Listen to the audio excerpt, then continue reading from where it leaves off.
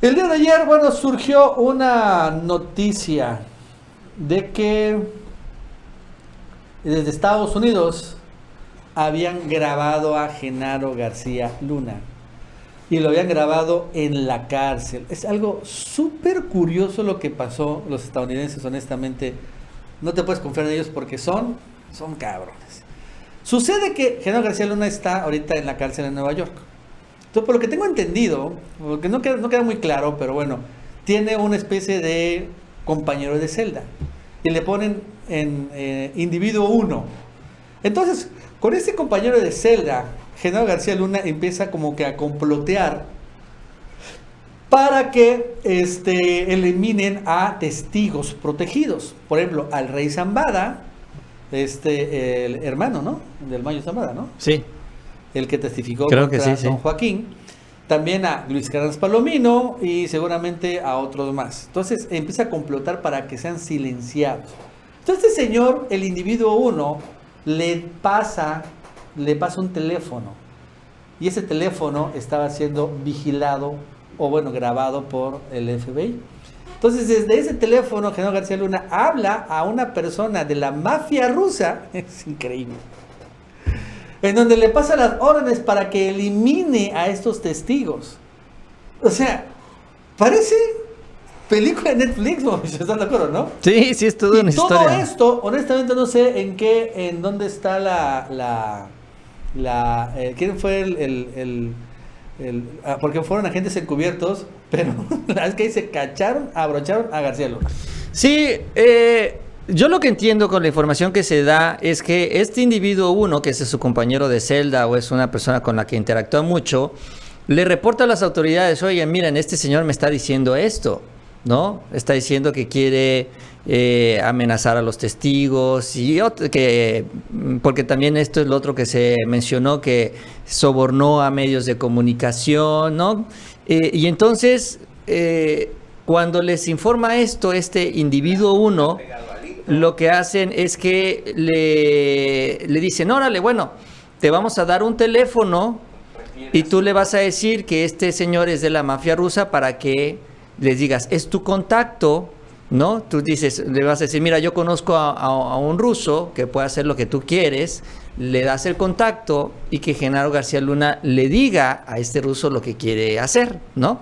Resulta que este tipo era un agente encubierto y entonces él habla con García Luna, el agente encubierto, haciéndose pasar por este mafioso, y le graban toda la conversación y se terminó empinándose solito Genaro García Luna. Es increíble, ¿no? O sea, la mente criminal desenvolviéndose todavía en este sentido, aún tras las rejas, allá en Estados Unidos, con todo lo que ya tiene encima, con un expediente gigantesco, dispuesto a hacer todo lo posible para salir libre.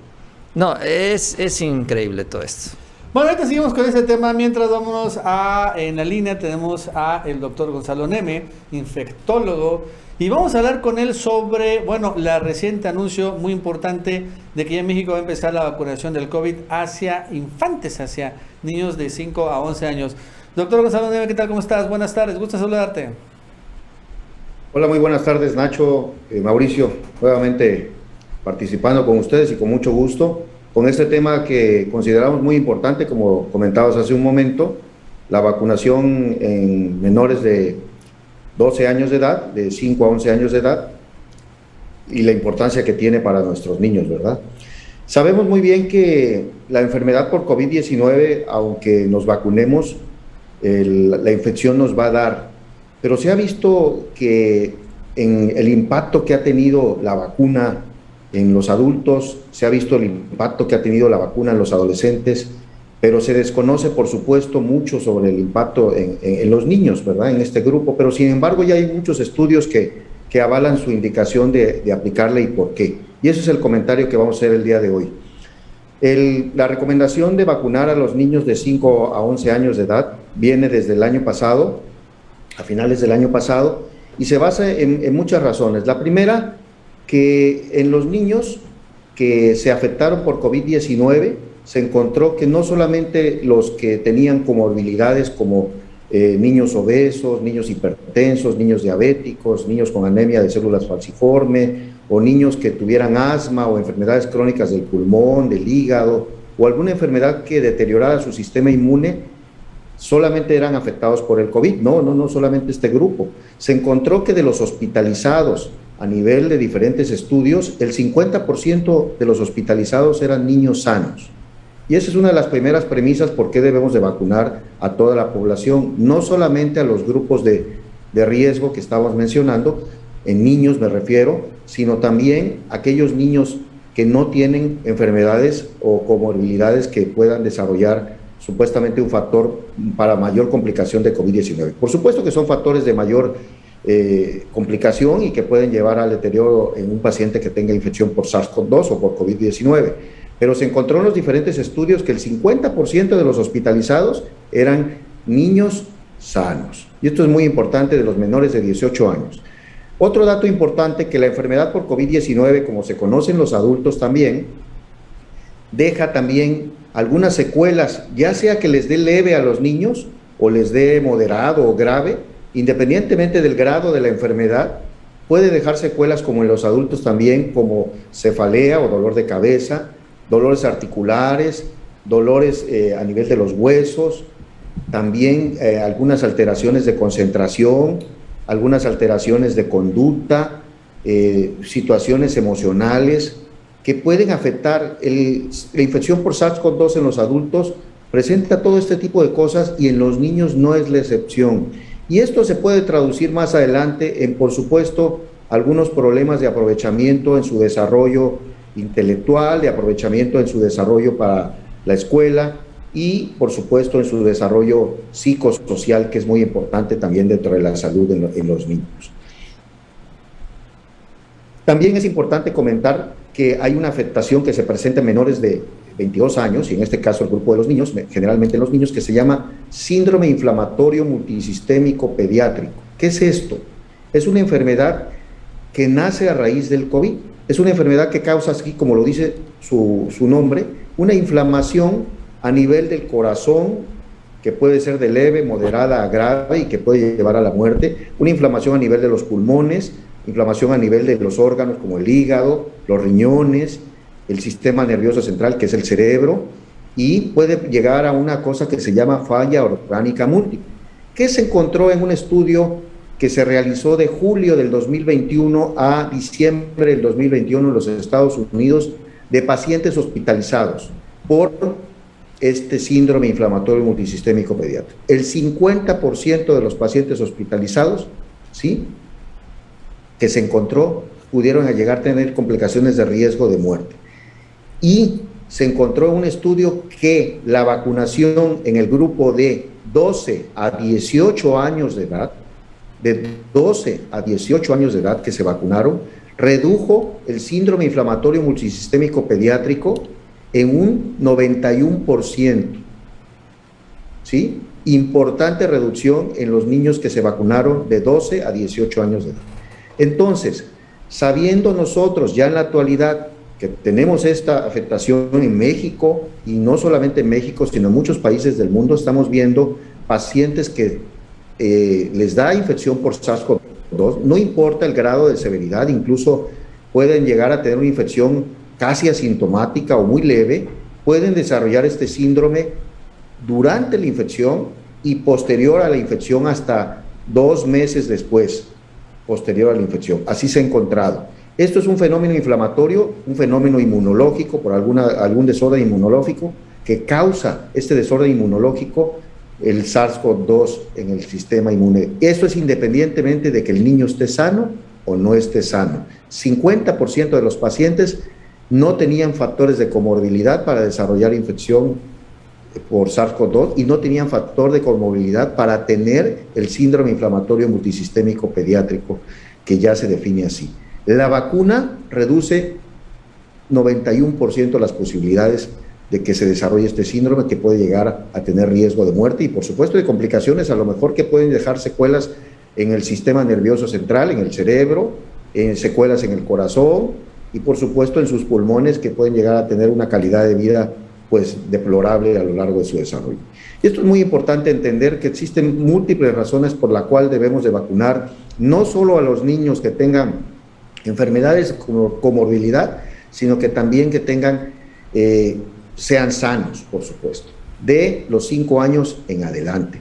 La vacuna está aceptada por la FDA, que es el órgano que rige los medicamentos y vacunas en Estados Unidos, y en general en el mundo es la vacuna Pfizer, que es la que está aceptada hasta el momento, es la que se va a aplicar ahora en este programa en México, 2 dosis con diferencia de 3 semanas, no es la misma vacuna que se aplica en los adultos, por supuesto, pero las cantidades son menores, la dosis para los niños es menor, la misma Pfizer es el mismo componente, pero la cantidad es menor. 2 dosis con diferencia de 3 semanas es lo ideal, pero puede ser hasta 28 días, hasta un mes, con diferencia entre vacuna y vacuna. Importante, nosotros decimos que debemos de vacunar a nuestros niños en esta política de salud que se está abriendo a partir de ahora. Aquí en México empezó a hablarse la posibilidad, lo dijo el propio presidente, de que se vacunaran a los niños con esta vacuna Abdala, la cubana. Y bueno, si él no fue autorizado, según yo, por la COFEPRIS, ¿qué opina sobre esta propuesta? Porque obviamente ha sido muy criticada por algunos, como la cubana, ¿no? Pero dicen también otros que, bueno, la verdad es que Cuba tiene un muy importante desarrollo médico, a pesar de todo. ¿Qué opinas de esto? La vacuna Abdala todavía no ha sido aceptada por la OMS, la Organización Mundial de la Salud, todavía no ha sido aceptada por la Organización Panamericana de la Salud, y por supuesto tiene que pasar una serie de pasos para que pueda aplicarse en la población infantil de muchos lados. Efectivamente puede ser una vacuna que puede ser una opción, pero hasta que sea aceptada y probada su calidad y por supuesto los efectos secundarios que pudieran llegar a tener. Y hay muchas vacunas cubanas aquí aplicándose en México, no tanto de SARS-CoV-2, sino de otras. En realidad, la mayoría de las vacunas que se aplican en nuestro país son de diferente origen, En países de Europa producen muchas vacunas, Francia, Estados Unidos, también América, algunas vacunas también producidas en la India, y que son vacunas muy seguras. Yo creo que la vacuna, independientemente de donde se produzca, incluso en México, tiene que pasar ahora sí que las etapas durante su proceso de protocolos de seguridad, sobre todo de seguridad y de efectividad. Es muy importante que todas las vacunas pasen este proceso. Ya ahorita, al día de hoy, a diferencia de cómo estábamos en el brote, en la pandemia, en su mayor, ahora sí que en su mayor pico que sufrimos y que se empezó la vacuna, que todavía está en fase 3, por supuesto, de vacunar, pues obviamente la situación era diferente. Al día de hoy ya se conoce más la enfermedad, está más controlada, y yo creo que las vacunas que se apliquen, independientemente de donde sean, deben de pasar los estándares de seguridad que se conocen para poderse aplicar y desarrollar en diferente tipo de población. Doctor Gonzalo Neme, muchas gracias por ese comentario, nos vemos la otra semana. Nacho, claro, aquí estamos. Un abrazo, saludos a ambos. Hasta luego. Bueno, pues sí, ya se va a empezar a aplicar. Y se están registrando ahorita, Mauricio. Se pueden registrar, bueno, a los niños. Aunque dicen que van a ir a las escuelas a llevar, a vacunar. La verdad es que no sé muy bien cómo va a ser la estrategia. Pues, obviamente son millones de niños. Y lo van a cachar a todos en la escuela. Sí, ya empieza esta etapa acá en nuestro país, y en Estados Unidos ya se avaló también la vacuna de Moderna para 6 meses a 5 años, que es el último grupo de edad que faltaba por tener vacuna. Curiosamente la ganó Moderna, no Pfizer, y ya también pues está cubriendo, ¿no? El resto de la población, que en el caso de los niños, pues bueno, es la menos afectada, aunque con estos asegúnes también y detalles también importantes que menciona el doctor. Y sí, la verdad es que, bueno, pues según esto Calderón ha dicho que en 130 años, ¿no? Y vamos a acabar de vacunar, hasta que me acuerdo, ¿no? ¿Te acuerdas? Sí, López sí. Dóriga también decía lo mismo, 140 y tantos años, y Gómez Leiva también decía lo mismo, ¿no? Iba a ser 150 años arriba de vacunación, y llevamos 2 años y ya estamos pues vacunando ya los más chiquitos.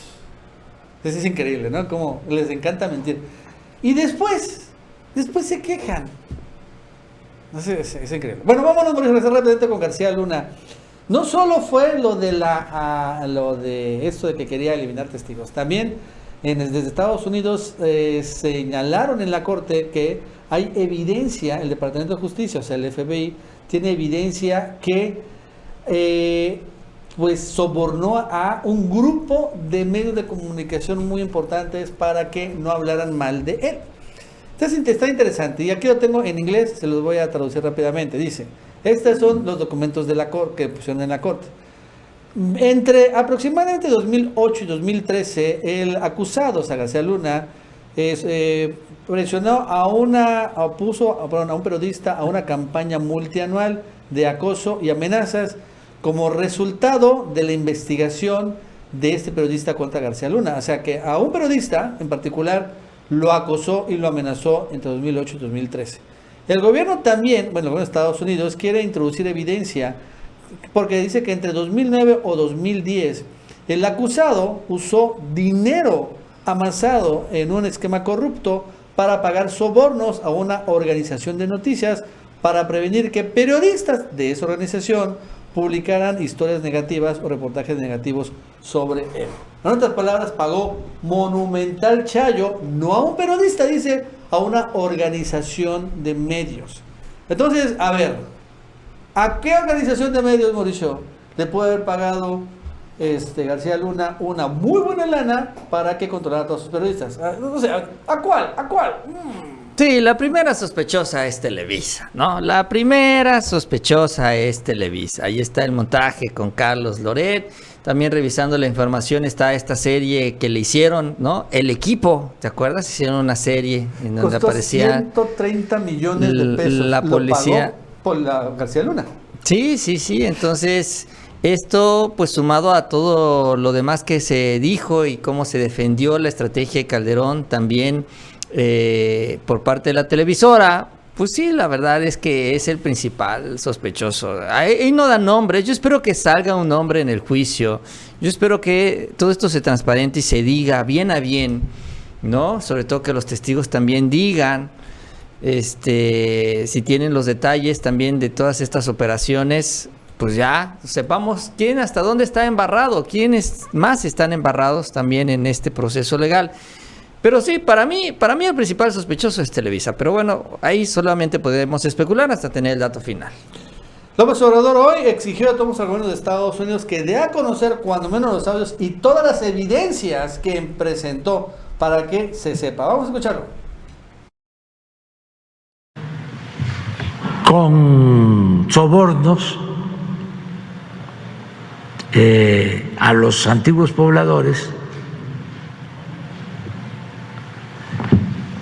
les fueron comprando las tierras o las tierras nacionales las fueron adjudicando a particulares.